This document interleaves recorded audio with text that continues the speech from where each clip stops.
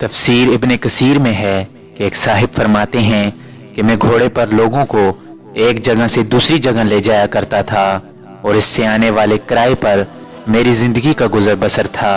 एक बार एक शख्स ने घोड़ा किराए पर लिया, मैंने इसे सवार किया और उसकी मंजिल की तरफ चल पड़ा। एक जगह पर 2 रास्ते थे। जब हम वहाँ पहुँचे तो इसने कहा कि इस रास्ते से चलो। तो जब मैंने उससे कहा कि इस रास्ते से मैं बिल्कुल ना वाकिफ़ हूँ और जबकि सीधा रास्ता तो दूसरी साइड वाला है, तो उसने कहा कि इस रास्ते से मैं अच्छी तरह से वाकिफ़ हूँ, तुम चलो। इस शख्स के कहने पर इसी राह पर मैं चल पड़ा। थोड़ी देर के बाद हम यकायक बियाबान में आ गए, जहाँ आगे कोई रास्ता नज़र नहीं आ रहा था और निहायत ही खतरनाक जंगल था। मैं डर गया और वो मुझसे कहने लगा कि यहाँ रुक जाओ, मुझे यहीं उतरना है। मैंने घोड़ा रोका, वो शख्स उतरा और उसने अपने कपड़े ठीक किए और अचानक कपड़ों से छुरी निकालकर मुझ पर हमला कर दिया और मुझे पकड़ लिया।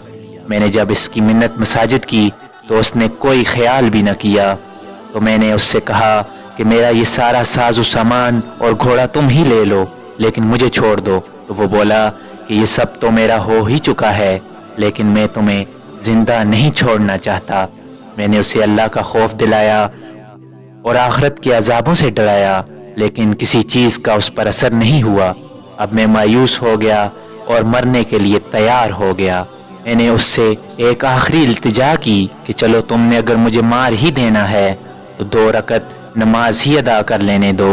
उस शख्स ने कहा चलो ठीक है, जल्दी पढ़ लो।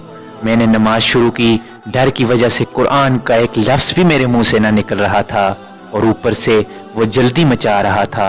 इत्तफाक से ये आयत मेरी ज़ुबान पर आ गई कि अल्लाह ताला ही है जो बेकरार की बेकरारी के वक्त दुआ को सुनता है और कबूल फरमाता है और बेबसी, बेकसी और सख्ती और मुसीबत को दूर कर देता है।